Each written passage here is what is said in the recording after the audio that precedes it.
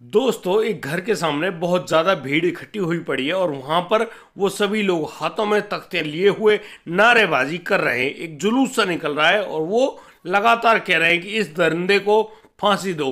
अरे इतना भयंकर आदमी कैसे हो सकता है? अरे ये आदमी नहीं, ये तो बिल्कुल लड़का है, लड़का भी नौजवान।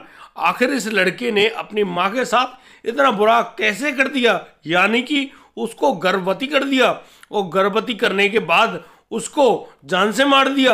यानी कि एक बेटा अपनी माँ के साथ ऐसा कैसे कर सकता है? दोस्तों, जब ये नारेबाजी हो रही थी, अचानक उस घर के अंदर से पुलिस बाहर निकलती है और पुलिस के साथ वह लड़का होता है, करीब 19-20 साल का लड़का, जो कि बड़ा ही सीधा साधा उसके चेहरे से दिखाई पड़ रहा था। लेकिन पुलिस उसको हाथ कड़ी लगाए हुए वहां से लेकर जा रही है। दोस्तों, वह भीड़ बहुत ज्यादा उग्र हो पाती उससे पहले पुलिस ने उन सभी लोगों को कंट्रोल में कर लिया और कहा कि इस लड़के को जितनी बड़ी से बड़ी सजा हो सकेगी इसको अवश्य दिलवाएंगे। आखिर इसने किया ही इतना बुरा है।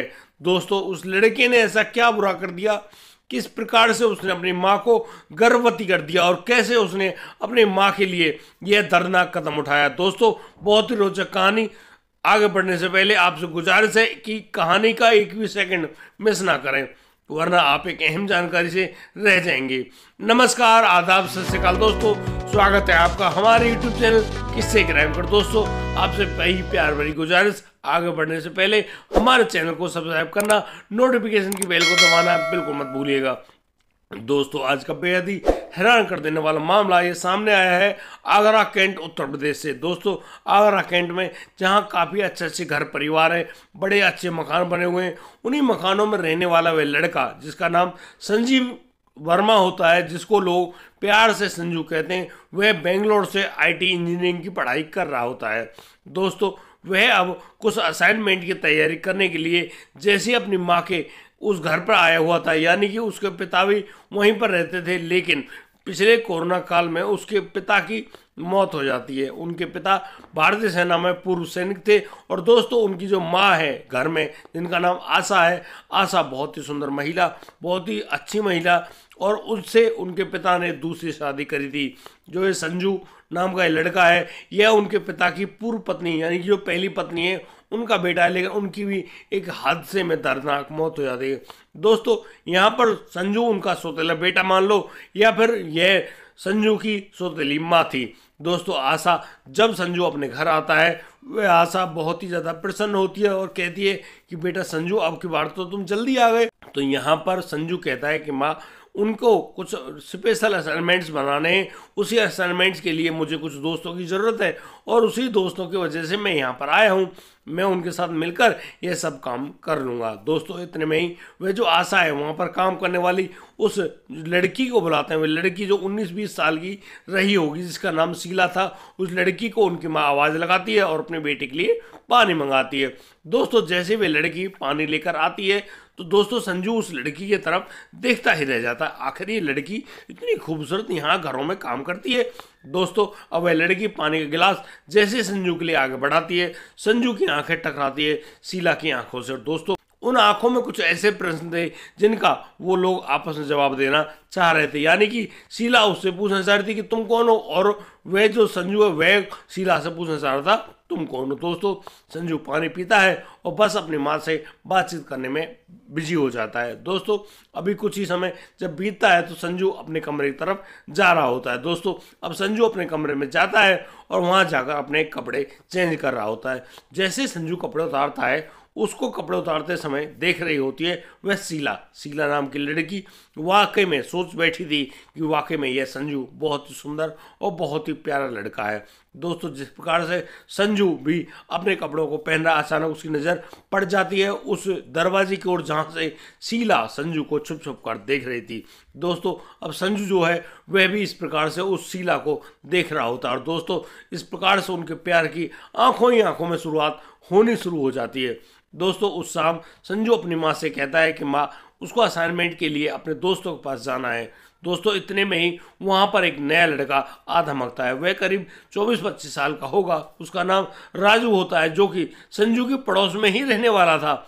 अब वह जो राजू है वह कहता है कि अरे संजू तुम कब कब में आ गए भाई, हमको तो पता ही नहीं चला। अरे जब आया करो बता दिया करो, कम से कम हम आपसे मिल तो लिया करेंगे।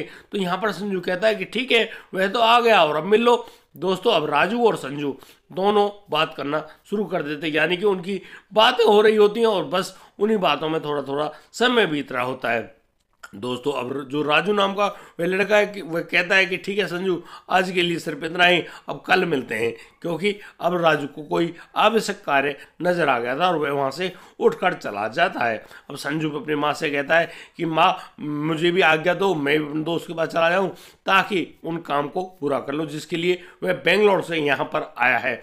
दोस्तों उनकी माँ भी कहती है कि ठीक है बेटा जैसे तुम्हें अच्छा लगे तुम ऐसा कर लो। लेकिन संजू अब वहाँ जैसे ही चलने वाला हुआ था उसको याद आता है कि उसने तो वो जरूरी किताब अपने कमरे से ली ही नहीं। अब दोस्तों जैसे ही संजू अपने कमरे में जाता है अचानक वहाँ पर शीला आ जाती है। शीला जो कि नई उम्र की लड़की, वह अपने आप पर काबू ही नहीं रख पा रही थी, वह आती है और वह संजू से कहने लगते हैं कि संजू आप कौन, कैसे, क्या, मतलब जो उसके प्रश्न थे। अब संजू भी कहता है कि तुम कौन हो।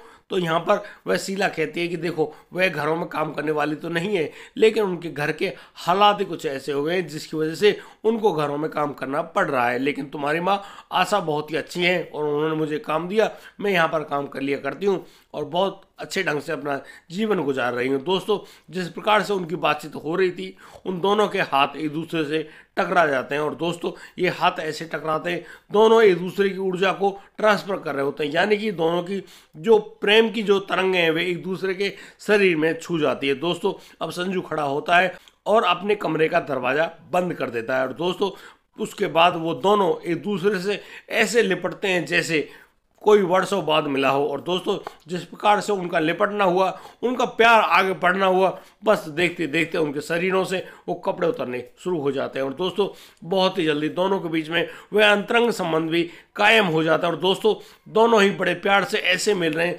जैसे कि कितने ही वर्ष हो गए दो पक्षी आपस में ना मिले हों।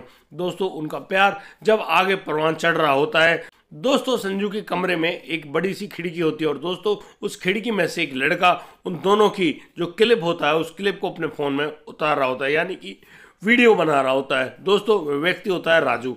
और जैसे ही यहाँ पर संजू और शीला के बीच में जिस प्रकार से वह संबंध कायम हुआ, अब वो दोनों एक दूसरे से अलग होते हैं और बड़े ही आराम से एक दूसरे को संतुष्ट करते हैं। दोस्तों जिस प्रकार से अब संजू वहाँ खड़ा होता है, वह कहता है कि शीला वह कोशिश करेगा कि तुम ही को अपनी जीवन संगनी बनाए। दोस्तों इस बात को सुनकर शीला बड़ी ही ठंडक से सांस लेती है और कहती है कि हाँ शायद उसको उसका प्यार मिल गया है। दोस्तों अब संजू जो है वह वहाँ खड़ा होता है और अपनी किताब लेकर बस निकल जाता है अपने घर से बाहर अपने दोस्तों के पास, ताकि वे असाइनमेंट्स यानी कि कुछ कॉलेज के ऐसे आवश्यक कार्य होते हैं जिनको करना बहुत ही जरूरी होता है।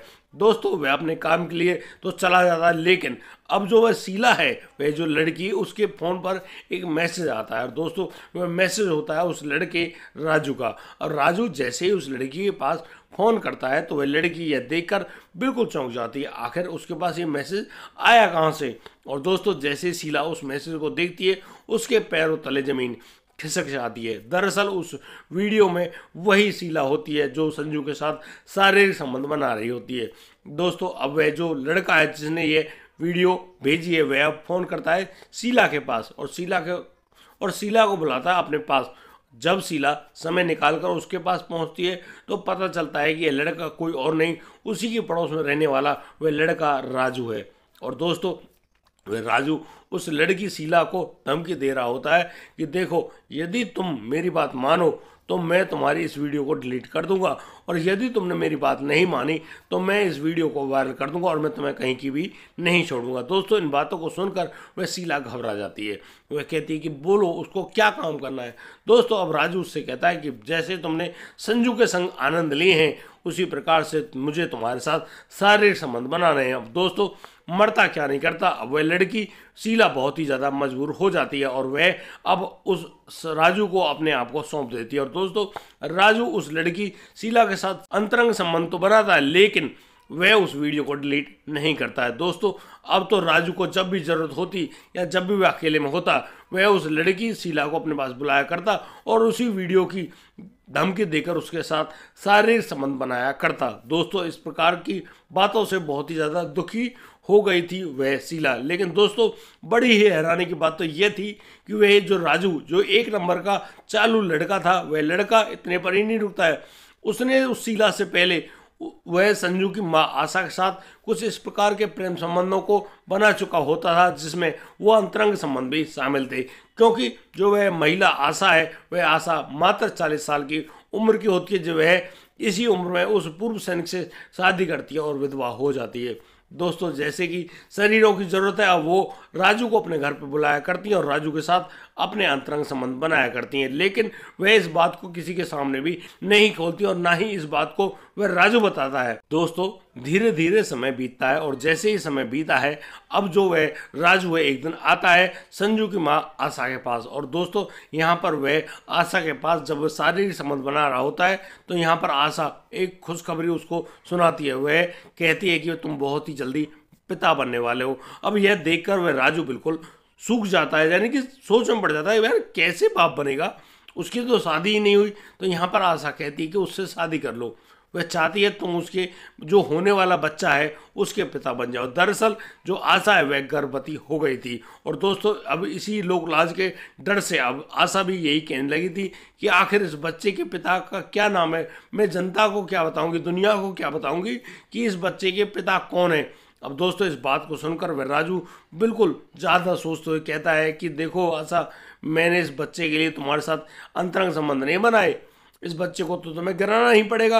अब इस बात को सुनकर वह आशा बहुत ज़्यादा घबरा जाती है। वह कहती है कि नहीं नहीं ऐसा नहीं होगा, वह अपना बच्चा चाहती है और तुमको उससे शादी करनी होगी वरना वह तुम्हें बदनाम कर देगी। दोस्तों इस बात को सुनकर वह राजू बहुत ही ज़्यादा टेंशन में पड़ जाता है और अब वह एक ऐसा खतरनाक कदम उठाता है। वह उसी प्रकार से उस बेड पर लेटी हुई उस आशा की गला घोटकर हत्या कर देता है। दोस्तों जिस प्रकार से राजू ने उस महिला आशा को मारा है, अब चुपचाप से राजू वहाँ से भाग खड़ा होता है और वह कहाँ गया किसी को नहीं पता चला। लेकिन दोस्तों उन्हीं दिनों वह जो संजू है वह जो अपने दोस्तों के पास रहता है, यानी कि वहाँ पर अपना काम निपटा रहा होता है, वह लड़का आता है और वह देखता है कि उसकी माँ तो यहाँ पर मृत पड़ी हुई है। अब दोस्तों जैसे ही वह अपनी माँ को देखकर शोर मचाता है तो वह देखकर हैरान रह जाता है कि बाहर तो माहौल ही कुछ अलग है। यानी कि वह खबर जो कि बाहर फैल चुकी थी और वहाँ पर अब पुलिस भी आ चुकी थी। लोग बहुत ही भारी मात्रा में इकट्ठे थे और तरह तरह की नारेबाजी कर रहे होते हैं। दोस्तों उन सभी लोगों को देखकर वह जो संजू नाम का लड़का है वह घर में बहुत ही बुरी तरह से डर जाता है कि आखिर उसके यहाँ क्या होने वाला है। दोस्तों उस समय उस घर में वह शीला भी मौजूद थी और दोस्तों अब यहाँ पर वह नारेबाजी हो रही है कि वह लड़के को फांसी दो, फांसी दो, जिस लड़के ने अपनी माँ के साथ इतना बुरा कृत्य किया है। दोस्तों अब जब पुलिस आती है, पुलिस दरवाजे खुलवाती है और वहाँ से उस संजू को गिरफ्तार कर लिया जाता है। दोस्तों अब संजू को गिरफ्तार करके पुलिस तो ले गई है और अब कोर्ट में ट्रायल चल रहा होता है, यानी कि अब तारीख पे तारीख चलती है और यहाँ पर दूध का दूध और पानी का पानी करने में वह पुलिस जुटी हुई होती है। यहाँ पर आशा का जो अंतिम संस्कार वह तो कर दिया गया था, लेकिन अब वह जो संजू है वह तो सलाखों के पीछे था। दोस्तों अब जो वह लड़का राजू है उसको डर लगता है कहीं ये जो शीला है यह कोई राज ना खोल दे। अब यहाँ पर जब शीला की गवाही होनी थी उससे पहले राजू एक दिन शीला को अपने पास बुलाता है और उसको फिर से धमकी देता है कि देखो तुमने मेरी ये बात भी नहीं मानी तो मैं इस वीडियो को फिर वायरल कर दूंगा, क्योंकि ये वीडियो मेरे पास सुरक्षित पड़ी है। और दोस्तों अब जो वह लड़का है राजू वह कहता है कि तुम अब इस संजू के खिलाफ गवाही दोगी, यानी कि तुम कहोगी कि इसकी माँ को इसने ही मारा है। दोस्तों अब गवाही होती है उस शीला नाम की नौकरानी की और नौकरानी कोर्ट में यह गवाही दे देती है कि जी हाँ इस लड़के के इसकी माँ के साथ गलत संबंध थे और इसी ने उसको गर्भवती किया और जब यह पता चला तो इसने गला घोटकर उसकी हत्या कर दी। दोस्तों जैसे ये बात गवाही के रूप में आगे बढ़ी तो अब तो उस लड़के को जेल जाना निश्चित ही था। अब वह संजू चला जाता है जेल। दोस्तों धीरे धीरे समय बीतता है। अब एक दिन राजू फिर बुलाता है कि यार मैं इस शीला को बुलाता हूँ और इसके साथ शारीरिक संबंध बनाता हूँ, लेकिन असली वजह तो उसके दिमाग में ये थी कहीं ऐसा ना हो ये शीला और संजू जो कि पैरोल पे आता है, जमानत पे बाहर आता है, वह कहीं मिलके कहीं सारी बात ना गोलमोल कर दें और कहीं पुलिस जिस प्रकार से तफ्तीश में जुड़ी हुई है कहीं ये राज ना खुल जाए। वह सोचने लगा था शायद इस शीला को भी मार देना चाहिए। और दोस्तों वह जब शीला को बुलाता है और वह कहता है कि आज तो तुम्हें आखिरी बार मेरे पास आना है। आज के बाद तुम्हें मुझसे कहने की जरूरत ही नहीं पड़ेगी, क्योंकि आज मैं इस वीडियो को डिलीट करने वाला हूँ। बस आखिरी बार मेरे पास आ जाओ। अब शीला चली जाते हैं उस राजू के पास और राजू यहाँ शीला के साथ शारीरिक संबंध बनाता है। दोस्तों उसके बाद अब वह शीला को एक कोल्ड ड्रिंक पिलाता है। दोस्तों उस कोल्ड ड्रिंक में वह डाल देता है चूहे मारने की दवाई। अब चूहे मारने की दवाई को जैसे ही वह पीती है शीला, उसकी तबीयत बिगड़ने लगती है। आनंद फानन में उसको उसके परिवारजन हॉस्पिटल पहुंचाते हैं। दोस्तों यहाँ पर उस चूहे मारने की दवाई से वह शीला की जान बच जाती है। दोस्तों चूहे मारने की दवाई जिससे आजकल चूहे भी नहीं मरते हैं, उससे आदमी कैसे मरेंगे। दोस्तों अब ये जो शीला है बहुत ही ज़्यादा दुखी और परेशान है, लेकिन वह मन ही मन सोच रही है कि यह राजू जिसका उसने साथ दिया यह वाकई में बहुत ही गंदा आदमी है और इसने जहर देकर उसको ही मारने की कोशिश करी। अब दोस्तों उसकी तो हालत खराब थी। अब शीला एक अहम निर्णय लेती है कि वह अब कोर्ट के सामने जाएगी और सारी सच्चाई बयां कर देगी। और दोस्तों जैसे ही शीला चलने फिरने लायक होती है, वह सीधा पहुंचती है पुलिस थाने और वहां पर पुलिस के सामने दिए गए बयानों में वह इस बात को सुनिश्चित कर देती है कि कैसे उसको मजबूर किया गया गलत गवाही देने के लिए और कौन था वह लड़का, यानी कि उसने राजू के बारे में सारी जानकारी दी। राजू जो कि फरार हो चुका था, अब पुलिस राजू को ढूंढने लगी थी। दोस्तों अब कोर्ट में भी जब ट्रायल चलता है तो यहाँ पर जो वह लड़की यानी कि शीला है वह गवाही देती है कि उसने झूठ बोला है कोर्ट के सामने, वह सजा पाने की हकदार है, क्योंकि संजू तो बिल्कुल ही निर्दोष लड़का है, इसने ऐसा कुछ भी नहीं किया है। दोस्तों यहाँ पर जैसे उस शीला ने गवाही दी, पुलिस भी इतने उस लड़के राजू को गिरफ्तार करके लाती है और कोर्ट में पेश करती है। अब कोर्ट जब दूध का दूध और पानी का पानी करती है, तब जाकर वह पाती है कि हाँ वाकई में संजू निर्दोष है और उस संजू को वहाँ उस जेल से बाइज्जत बरी कर दिया जाता है। दोस्तों अब सलाखों के पीछे उस राजू को भेज दिया जाता है जिसने एक नहीं दो हत्याएं करी और एक लड़की को जान से मारने की कोशिश करी। उसके ऊपर विभिन्न धाराएं लगाकर जेल के अंदर भेज दिया गया है। दोस्तों आज भी इस समाज में इस प्रकार के बहुत से लोग रहते हैं जो किसी भी बच्चे की किसी भी छोटी मोटी गलती को अपने पास ऐसे रख लेते हैं जैसे कि वह सबूत, और फिर उन बच्चों को उस बात को दिखाकर डराकर उनके साथ बहुत ही गंदा कार्य करते हैं। दोस्तों हमारा आपसे निवेदन है कि अपने बच्चों को जागरूक बनाएं। यदि कुछ कोई भी व्यक्ति आपके बच्चों के या किसी के साथ भी इस प्रकार के डराने या धमकाने की बात कर रहा हो तो उसको सुने समझें, उसके बाद पुलिस का सहारा लें, पूरे मामले को पुलिस के सामने पहुंचाएं और पुलिस अब यहाँ पर दूध का दूध और पानी का पानी करने में आपकी मदद करती है और उस आदमी उस वैसी दरिंदे को जरूर पकड़ लेती है और फिर उसको जेल की हवा खाने ही पड़ती है। दोस्तों आज की कहानी में सिर्फ इतना ही, लेकिन आप इस कहानी के बारे में क्या राय रखना चाहते हैं आप हमें हमारे कमेंट बॉक्स में लिखकर अवश्य दें। और दोस्तों जल्द आता हूँ एक नया प्रोग्राम लेकर, तब तक के लिए आप बढ़िया रहें, सुरक्षित रहें और दोस्तों सतर्क रहना बहुत ही जरूरी है। जय हिंद, जय भारत।